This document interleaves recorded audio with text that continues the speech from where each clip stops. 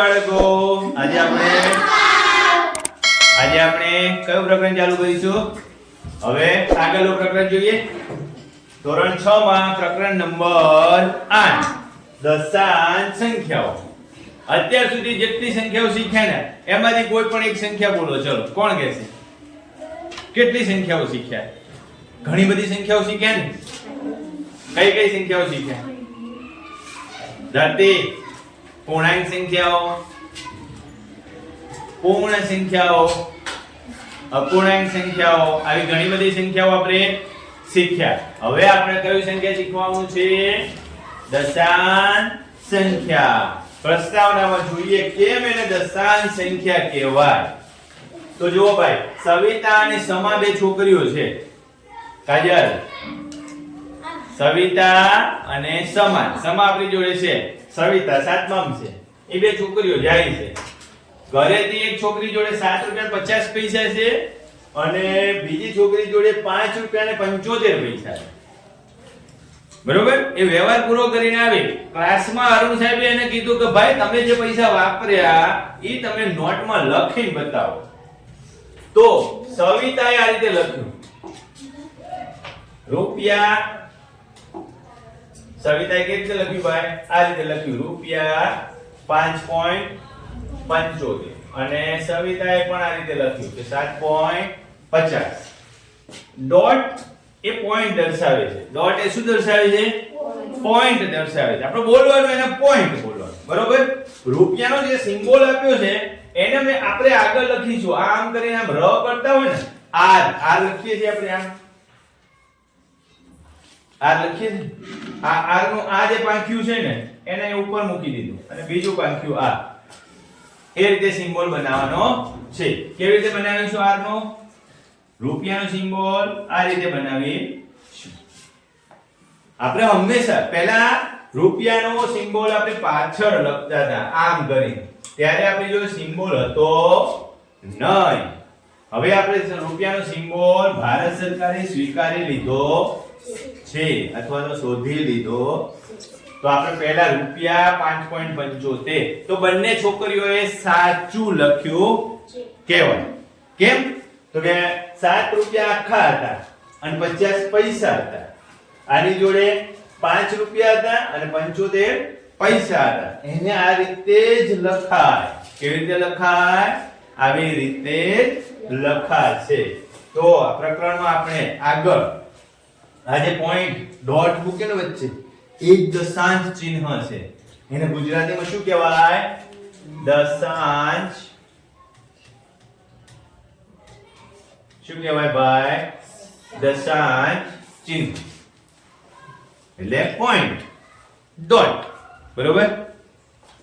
આગળ જોઈએ કેવી રીતે આ બધી વસ્તુની શોધ થઈ, ક્યાંથી આવી ભાઈ. તો આપણે એક કાગળ લેવાનું છે. એના પર 10 બાય 10 ના સરસ મજાના ખાના પાડવાના છે. આમ 10 અને ઊભા 10 બધાય ખાના પાડી દેવાના. બરોબર? ખાના પાડી દીધા તમે સરસ મજાના. આ 100 દર્શાવવાના. 100 સમાન ભાગ કર્યા કહેવાય. શું કહેવાય? ચોરસના 100 સમાન ભાગ કર્યા. બરોબર? એમાં 0.07 દર્શાવવાના. કેવી રીતે દર્શાવાય? 0.07 આ કેમ લખાય ભાઈ? તો કે 7 ભાગ્યા 100 લખાય. એનો મતલબ શું થાય? તો આ 100 ખાના છે એમાંથી 7 ખાના સિલેક્ટ કરવા પડશે ને. 100 ના 7 જ ભાગ થયા ને. કેટલા ખાના છે? 100 ના 7 ખાના. તો એને આ રીતે દર્શાવી દીધું 0.07. અહીંયા તમને એક પ્રશ્ન પૂછ્યો હોય કે ભાઈ 0.1 મોટો થાય કે 0.07 મોટો થાય?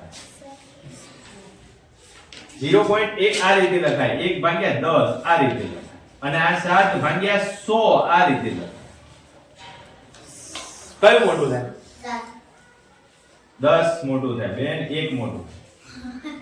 આની નીચે 10 જ છે. 10 નો 1 ભાગ છે. આ 100 ના 7 ભાગ છે. સમજે નહીં પડતી? તમારી જોડે 100 બોર છે. કેટલા બોર છે? 100. એમાંથી તમે 7 બોર વાપરો અને તમારી જોડે 10 બોર છે. એમાંથી તમે એક જ બોર ખાઓ. કયું નાનું કહેવાય? 10 100 માંથી 7 જ હતા 10 માંથી એક જ છે. સમજણ પડે છે? નીચે જોવાનું, નીચે 100 વાળો ભાગ આવડો મોટો હોય અને 10 વાળો ભાગ આટલો જ હોય ને આટલો જ, એમાંથી એક, અને આ 100 વાળો આવડો મોટો ભાગ છે એમાંથી 7. આ વસ્તુ સમજશો ને એટલે દશાંશ ચિહ્નમાં એક પણ દાખલામાં ભૂલ પડશે નહીં. આગળ જો શું કહેવા માંગે છે? 32.55 અને 32.5 સરખામણી કરો, કયું સાચું છે? તો કે 32.55 અને 32.5 એટલે 50 લખી શકાય.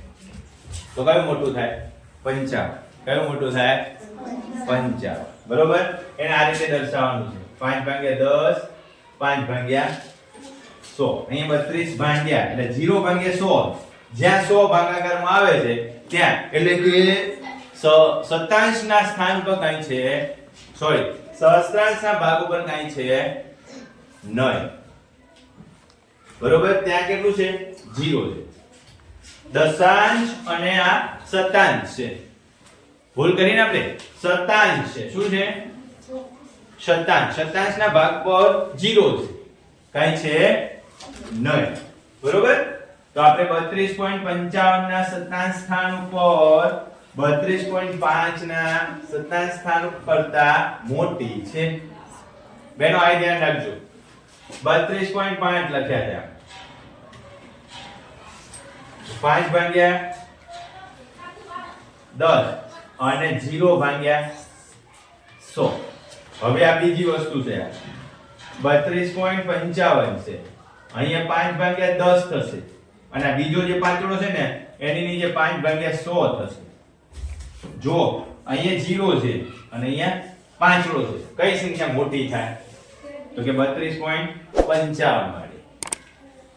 સમજાય છે? 32.55 વાળી. બરોબર? પ્રસ્તાવનાનો આ ટોપિક એટલે સુધી આપણે રાખવાનો છે. ઓકે.